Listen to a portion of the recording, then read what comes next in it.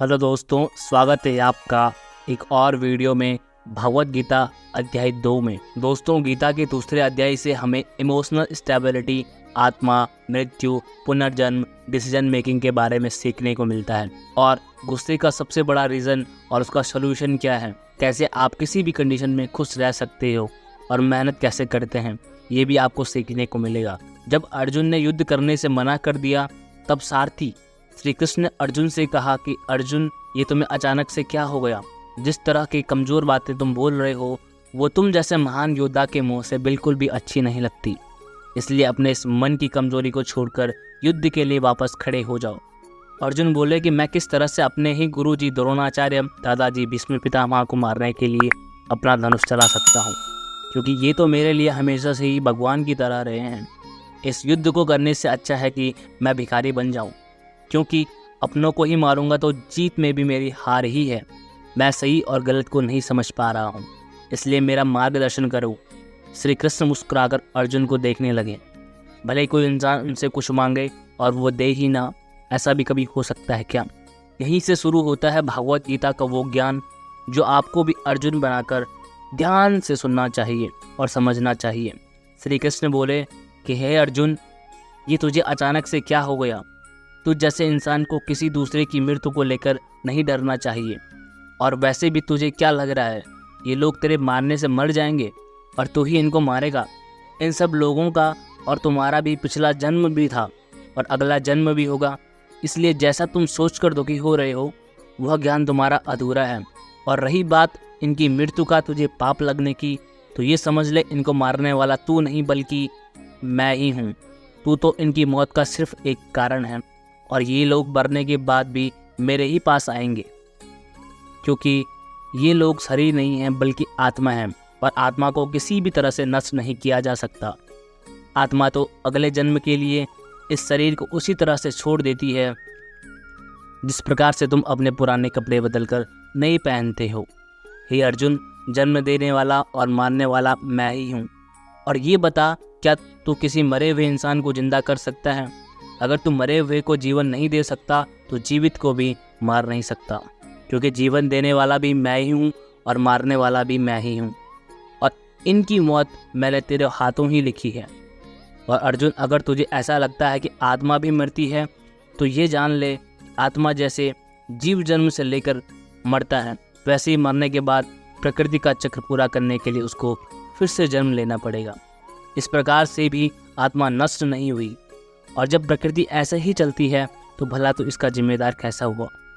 अर्जुन, जिस क्षत्रिय को जीवन में युद्ध करने का अवसर प्राप्त होता है वो न केवल भाग्यशाली है बल्कि उसका तो धर्म और कर्म ही युद्ध करना है। और अगर तूने युद्ध नहीं किया तो इसका मतलब यह होगा कि तूने अपना धर्म और कर्म अच्छी तरह से नहीं निभाया, और इसलिए तेरे नाम के साथ कलंक जुड़ जाएगा। और अर्जुन के लिए तो कलंक उसकी मौत से भी बड़ा है। जो लोग तुझे बहुत सम्मान दिया करते थे वही लोग तेरी बुराइयां करेंगे, तेरी वीरता पर सवाल उठाएंगे। इसलिए अर्जुन, तू सुख दुख, हार जीत और फायदे नुकसान को छोड़कर अपने विचारों को स्थिर कर।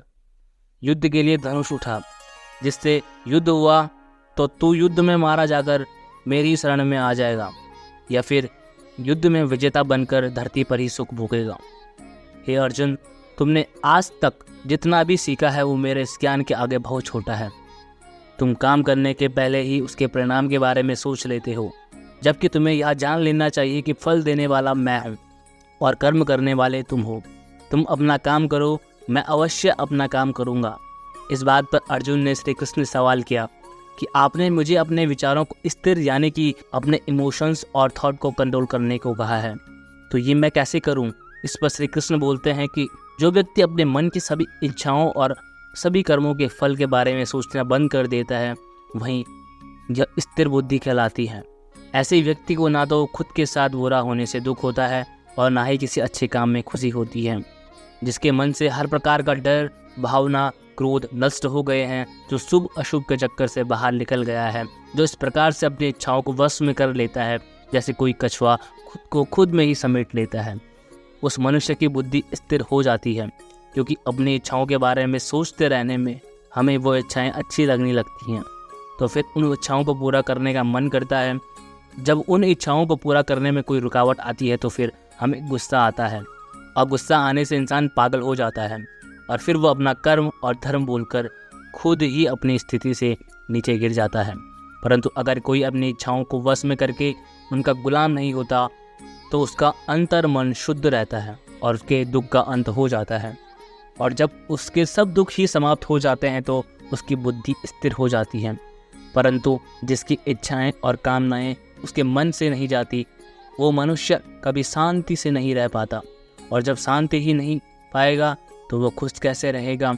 उसकी हालत तो उस नाव की तरह हो जाएगी जिसको उसकी इच्छाओं की हवाएं किसी भी दिशा में बाहर लेके चले जा सकती हैं। स्थिर बुद्धि वाला प्राणी तो उस समुद्र की तरह है जिसमें चाहे कितनी ही नदियां आकर मिले फिर भी उसको कोई फर्क नहीं पड़ता। और इसी तरह की सोच वाला प्राणी मृत्यु के बाद मेरी शरण में आता है। दोस्तों, अब आते हैं इस चैप्टर के मीनिंग्स पर। आप में से बहुत सारे लोग होंगे जो अपने प्रियजनों को खो देते हैं, और आज तक आप लोगों में से जिसने भी अपने प्रियजन को मृत्यु के द्वारा इस संसार से नहीं खोया है उसको भी ये जान लेना चाहिए कि उनकी ज़िंदगी में भी उनके किसी सबसे प्रिय यहाँ तक कि खुद की हुई मौत एक दिन ज़रूर होगी। लेकिन इससे उदास होने की कोई बात नहीं है, क्योंकि खुद भगवान ने ही कहा है कि हम अपने जन्म से पहले भी इस दुनिया में नहीं थे और मौत के बाद भी नहीं रहेंगे, लेकिन उस समय हम किसी न किसी रूप इस ब्रह्मांड में ज़रूर रहेंगे। और इसलिए हमें मौत से नहीं डरना चाहिए, क्योंकि या तो हमारा पुनर्जन्म होगा या फिर हम परमात्मा में हमेशा के लिए मिल जाएंगे। और जब सब लोग आखिर में एक ही जगह मिल जाएंगे तो फिर क्या भावुक होना। और यही प्रकृति का नियम भी है, और हम कोई शरीर नहीं हैं जो हमें डरने की ज़रूरत है। हम आत्मा हैं और उसी का अंश हैं जिसको हम भगवान कहते हैं। और अगर हमें बनाने वाला भगवान है तो फिर हमें उससे ही मिलने का प्रयत्न करना चाहिए। ये दुनिया तो मात्र उस ईश्वर का एक मायाजाल है। अब दोस्तों, अर्जुन डिसीजन नहीं ले पा रहे थे। जब भी हम कोई डिसीजन लेते हैं तो एक तरफ हमारा अटैचमेंट होता है और दूसरी तरफ वो होता है जो हमें करना चाहिए, और इसी मोह के चक्कर में हम वो नहीं कर पाते जो हमारा रियल काम होता है और जो हमें लाइफ में सफलता के रास्ते पर आगे ले जाता है। उदाहरण के लिए, अगर आपको घर से दूर पढ़ाई करने के लिए या सपने पूरा करने के लिए घर से दूर जाना पड़ रहा है तो आपको अपने परिवार का मोह छोड़ना पड़ेगा। इसी तरह से आपको हर डिसीजन में यह देखना है कि आपकी लाइफ में मोह कौन कौन से हैं और आपके कर्तव्य के लिए क्या ज़रूरी है। इसके बाद बात करते हैं हमारी प्रॉब्लम्स का सबसे बड़ा कारण क्या है और उनका सबसे बड़ा सॉल्यूशन भी क्या है। दोस्तों, हमारे दुखों का सबसे बड़ा कारण है हमारी अपनी इच्छाएं, अपनी इच्छाओं के बारे में सोचना।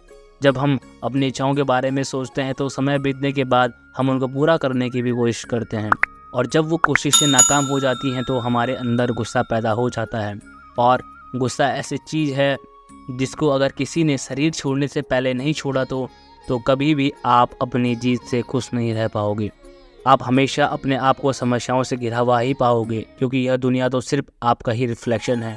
अब आप ये भी बोलोगे कि अगर ज़िंदगी में कोई इच्छा ही नहीं रखेंगे तो सक्सेस कैसे हासिल होगी, नाम कैसे कमाएंगे। तो दोस्तों, उसके बारे में भगवान कृष्ण ने कहा है कि सबसे पहले आप अपने कर्म को पहचानिए, यानी कि आपके लिए ऐसा क्या करना ज़रूरी है जो आपको अपना लक्ष्य प्राप्त करवाएगा, और उसके बाद सफल होने की उम्मीद या असफल होने का डर मन में पैदा किए बिना अपने काम को ऐसे करें जैसा वो काम आप नहीं बल्कि भगवान स्वयं कर रहे हों। और इस तरह से आपकी हिम्मत कभी नहीं टूटेगी, क्योंकि आपको यही लगेगा कि ये काम मैं नहीं बल्कि मेहनत भगवान कर रहे हैं। और इस तरह से आपकी हिम्मत कभी नहीं टूटेगी, क्योंकि आपको यह लगेगा ही नहीं कि आप मेहनत स्वयं कर रहे हो। दोस्तों, इस अध्याय से आपने जो भी कुछ सीखा हो कमेंट में ज़रूर लिखें, ताकि दूसरों को भी सीखने में आसानी हो। हमेशा ज्ञान बांटने से बढ़ता है। मिलते हैं अगले चैप्टर में, अगले वीडियो में। तब तक के लिए जय हिंद, जय श्री राम।